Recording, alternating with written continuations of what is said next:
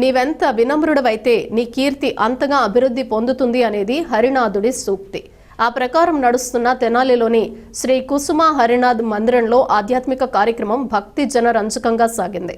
పట్టణ నందులపేటలోని మాతృశ్రీ కుసుమ కుమారీదేవి 155వ జన్మదినం సందర్భంగా జయ హరనాథ జయ కుసుమకుమారి జయనామ సంకీర్తనను 12 గంటల పాటు నిర్వహించారు. ఉదయం 5:45 నుంచి సాయంత్రం 5:45 వరకు భక్తులకు నామ సంకీర్తన భజన కార్యక్రమం కోలాహలంగా జరిగింది.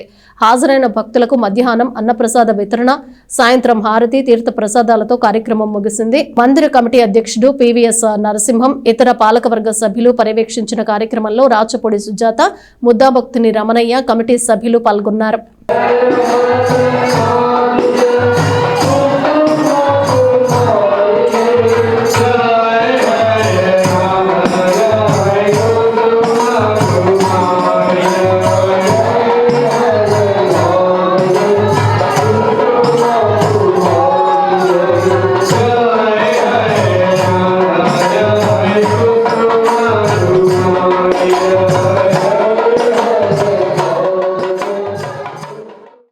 మాతృశ్రీ కుసుమకుమారీదేవి జన్మదినోత్సవ సందర్భంగా ఈరోజు తెనాలిలో కుసుమహర్నాథ్ మందిరంలో నామ అర్ధయకహం జరుగుతోంది. అందరూ అనుకుంటారు కుసుమహర్నాథులు అంటే జనరల్గా ఎవరికి ఎక్కువ మందికి తెలియదు. అయితే ఈయన తన లేఖల ద్వారా అనేక విషయాలు మనం ఎట్లా జీవిస్తే ఆనందంగా ఉంటాం, ఎట్లా జీవిస్తే సంతోషంగా తృప్తిగా ఉంటాము అనేది చాలా లేఖల్లో విస్తృతంగా విపులంగా ఇరుకపరిచారు. అయితే 3వ భాగం 2వ పార్ట్లో 91వ లేఖలో ఒక ముఖ్యమైన విషయం చెప్పారు. ఇప్పుడు ఎక్కడ చూసినా ఎవరు చూసినా కూడా నాకు ఎవరిని ఇంకోళ్ళతో మాట్లాడినా కూడా నాకు ఆరోగ్యం బాగలేదండి అంటారు. ఇది శరీరానికి అనారోగ్యం అనేది సహజ లక్షణం. వృద్ధాప్యము, అనారోగ్యం అనేది చాలా చాలా సహజ లక్షణం. అయితే దానికి ఆ అనారోగ్యం మనం బాధపడకుండా ఉండాలి అంటే సాధు సాంగత్యం. సాధు అంటే కృష్ణాజీపై సంపూర్ణంగా నాయన నువ్వు తప్పితే నాకెవ్వరు లేరు అనుకుంటూ ఆయన నామస్మరణ చేస్తూ ఆయనని శరణాగతి పొందిన వాళ్ళకి, అలాంటి వాళ్ళని సాధువులు అంటారటండి. అంతేగాని కాషాయ బట్టలు కట్టుకొని అలా ఉన్నవాళ్ళు సాధువులు కాదు.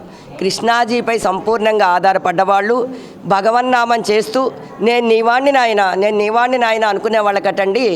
మామూలుగా అనారోగ్యం వస్తే ఒక్కొక్కళ్ళకి చిన్న నొప్పి వస్తేనే బాధపడిపోతారు కదా, ఆ బాధమన్నీ అనిపించదు.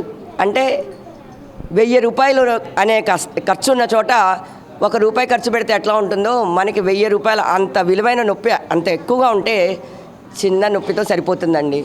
కనుక అందరూ కూడా నామం చేసి రోజుకి కనీసం 1 గంట సేపు నామం చేస్తే 24 గంటల్లో కనీసం 24 నిమిషాలు నామం చేయండి.